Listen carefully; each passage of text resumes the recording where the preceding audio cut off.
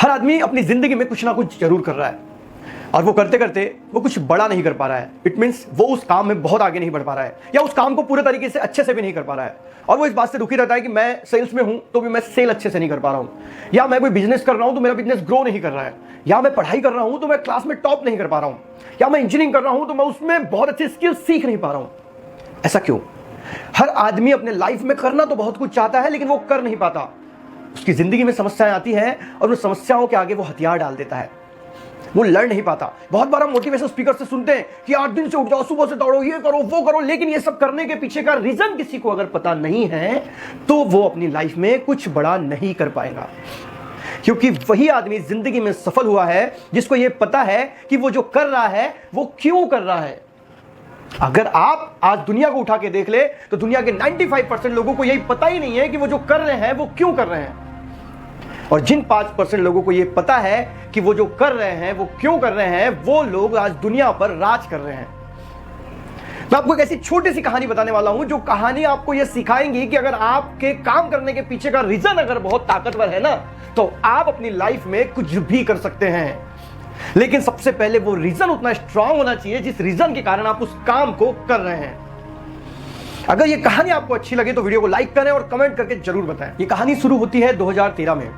भारत के महाराष्ट्र राज्य का एक जिला बुल्ढाना का तालुका महकर का एक परिवार, जिस परिवार में 3 बच्चियां, 1 बच्चा और माँ बाप, तीनों बेटियों की शादी हो चुकी है और घर वालों ने सारा जमा पैसा बच्चियों की शादियों में लगा चुके हैं। अब इस घर में एक बेटा है और 2 बूढ़ा बूढ़ी हैं। एक 62 साल की महिला जिसका नाम है लता भगवान खरे, उसके पति की अचानक तबीयत खराब होती है और पति को वहीं के सरकारी हॉस्पिटल में एडमिट कर दिया जाता है। पति के एडमिट होने के बाद वो महिला सोचती है कि उसका पति वहीं पर ठीक हो जाएगा, लेकिन उसे डॉक्टर बताते हैं उसके पति को बारामती लेके जाना पड़ेगा।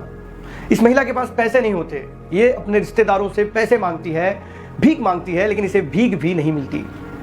फिर कुछ रिश्तेदार दया करके कुछ पैसे देते हैं। अंदर के अंदर रोती है कि यार मेरी जिंदगी में मैं अपने पति को भी नहीं बचा सकती, इतने भी पैसे नहीं है। इसकी मजबूरी, लाचारी पे से बहुत रोना आता है, लेकिन कैसे भी करके वो अपने पति को बारामती लेकर जाती है। जितने पैसे मिले थे उन पैसों में उसके पति की कुछ टेस्ट उस हॉस्पिटल में होती है। उसके बाद डॉक्टर ये कहते हैं कि तुम्हारे पति की एक और टेस्ट करानी होगी जिसके बाद ही हम इलाज कर पाएंगे। अब इस महिला का धैर्य जवाब दे देता है, क्योंकि इसके पास तो पैसे ही नहीं है, जितने भी पैसे थे वो खर्च कर चुकी है। अब ये रोने लगती है और रोते रोते सोचने लगती है क्या गरीबों को जीने का अधिकार ही नहीं है? क्या हम गरीब हैं तो हमने मर जाना? क्या मैं अपने पति के लिए कुछ कर ही नहीं सकती? मेरा जी के क्या उपयोग? जिस पति ने मेरे बच्चियों को बड़ा किया, मुझे जिंदगी भर संभाला, मैं उसको बचा नहीं सकती तो मेरी जिंदगी का अर्थ क्या है? ये सारे विचारों के साथ उस हॉस्पिटल से बाहर आती है। बाहर आने के बाद वो एक होटल पे जाती है जहां पर उसे एक पेपर पड़ा हुआ दिखता है और पेपर पर बड़े अक्षर में मराठी में लिखा हुआ होता है बारामती मैराथन दौड़।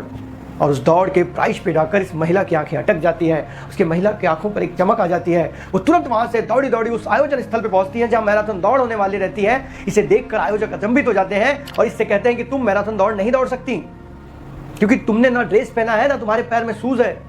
ये विनती करती है कि मुझे दौड़ने दीजिए, लेकिन आयोजक तैयार नहीं होते, लेकिन ये अपनी जिद पे अड़ी रहती है और फाइनली आयोजक इसे दौड़ने देते हैं। इस रेस में वो भाग लेती है जिस महिला ने कभी कोई रेस में भाग नहीं लिया, ना कभी सुबह जॉगिंग के लिए गई, बाकी स्पर्धकों की तरह ना कभी दौड़ने का प्रयास किया, लेकिन आज तो सिर्फ इसे जीतना है और जीतने के लिए उस रेस में आई है। ऐसा सोचकर उस रेस में सहभागी होती है और रेस शुरू होती है। इसके दिमाग में सिर्फ इसका पति होता है जो हॉस्पिटल में होता है और इसे पता होता है कि उसे जीतना ही है, क्योंकि वो दौड़ी इसीलिए रहती क्योंकि उसे जीतना है।